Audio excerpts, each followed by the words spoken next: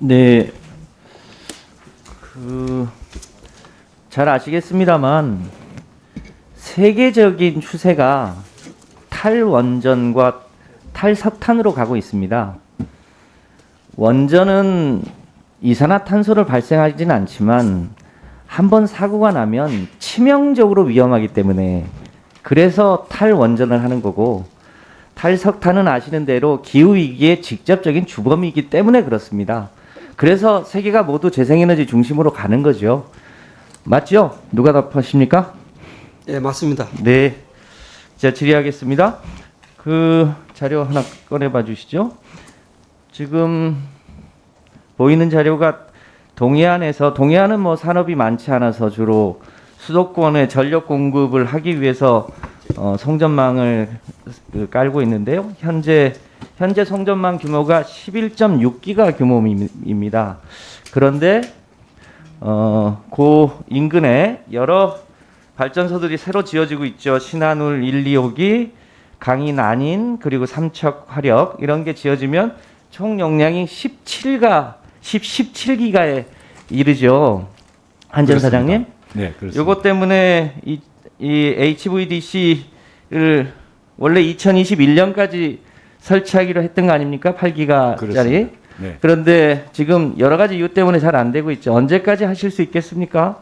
네, 대략 2025년까지 중반까지 할 계획입니다. 많이 늦어졌죠. 그렇습니다.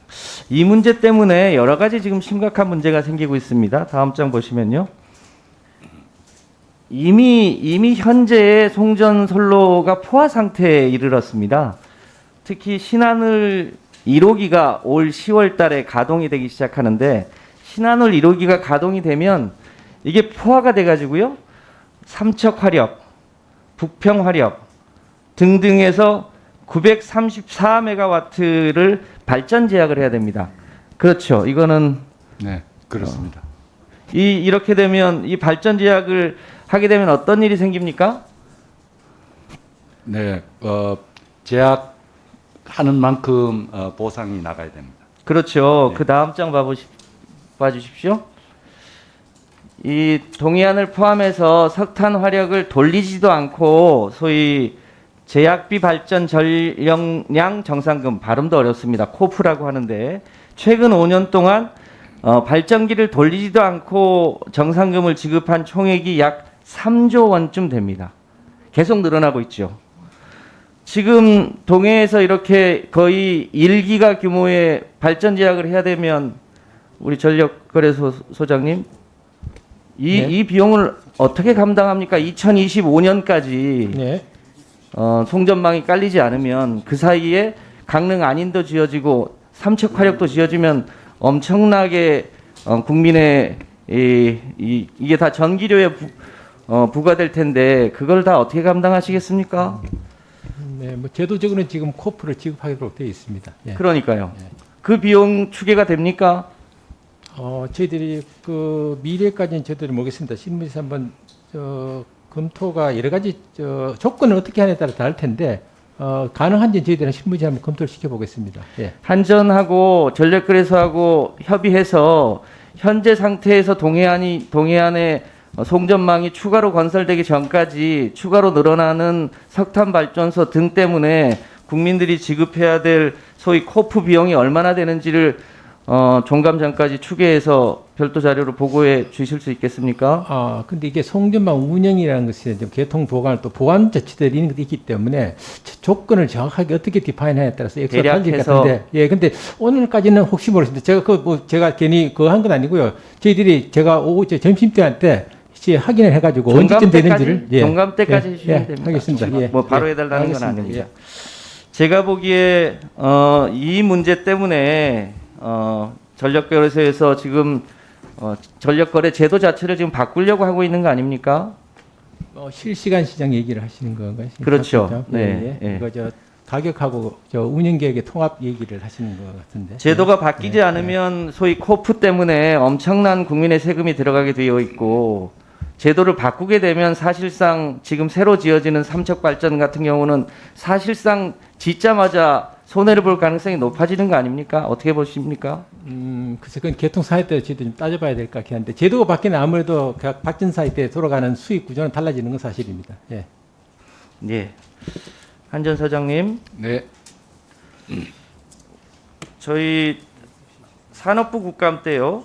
산업부 국감 때 재생에너지가 계속 늘어나고 있는데 대략 1년 이내면 다 소위 그 물량을 소화할 수 있을 것 같다고 말씀하신 적 있으시죠? 14기가 정도 새로 신청받은 것 중에 1기가는 변전소를 지어야 되기 때문에 좀 늦어집니다. 그러니까요. 나머지는 1년 내에 다 해소가 가능하겠습니다. 자료 보시면 네.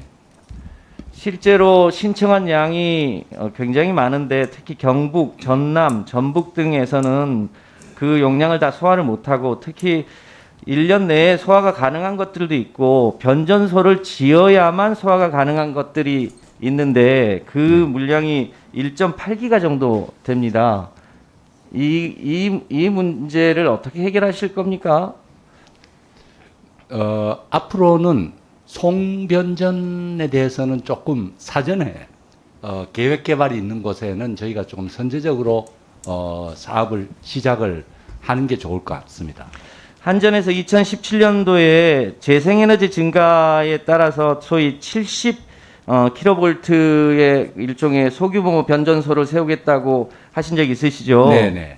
그 내용을 쭉 봤더니 실제로 전체 83개를 하시겠다고 했는데 그중에 69개는 아직 오리무중이고 확정된 게 14개인데 실제로 착공한 거는 한 건도 없습니다. 어떻게 하시려고 그러십니까? 2개밖에 없습니다. 조금 당초의 계획보다 좀 늦어지고 있는 게 사실입니다. 그래서 이 탈석탄과 에너지 전환을 통해서 대한민국도 기후위 네. 오히려 이거 발목을 잡을 게 한전의 소위 재생에너지 전력망에 연결하는 시스템이 늦어져서 재생에너지가 늦어질 가능성이 높지 않습니까? 그래도 지금 83,000개의 새로운 그 발전소가 생기는 셈인데 이런 정도로 신속하게 좀 대응한 나라는 없지 않았을까. 그러나 아직까지 1년 더 넘게 걸리는 것이 1기가와트 정도는 더 걸린다는 점에서 저희가 조금 더 분발하고 빨리 할 수 있도록 노력을 하겠습니다. 그리고 아까 말씀드렸듯이 송변전은 조금 예측이 미리 좀 가능할 걸로 봐집니다. 그래서 네, 그 부분은 조금 선제적으로 대응을 하도록 하겠습니다. 그 한전 사장님, 예, 저희가 올 연말에 이 장기 저탄소 발전 전략을 세울 때 대략 2050년 탄소 제로로 가는 전략을 세우게 될 것 같습니다. 네, 그러면 역산에서 지금 재생에너지를 2030년에 20% 수준이 아니라 대략 30에서 35% 수준까지 올려야 합니다. 2040년엔 한 50%까지 올려야 2050년까지 탄소 제로 사회로 갈 수 있을 텐데요. 네. 그 전체적인 계획으로 보면 현재의 소위 탑다운형 대규모 생산과 대규모 이 송전 방식의 이런 전력망 구조로는 거기에 적응할 수가 없습니다. 네, 분산형이 많이 확대돼야 된다고 봅니다. 그 분산형 전원을 만드는 것의 중심에 한전이 새로운 계획을 세워주셔야 됩니다. 근데 네. 이 부분에 대한 일종의 종합 계획안을 종감 이전에 좀 제출해 주시기 바랍니다. 알겠습니다.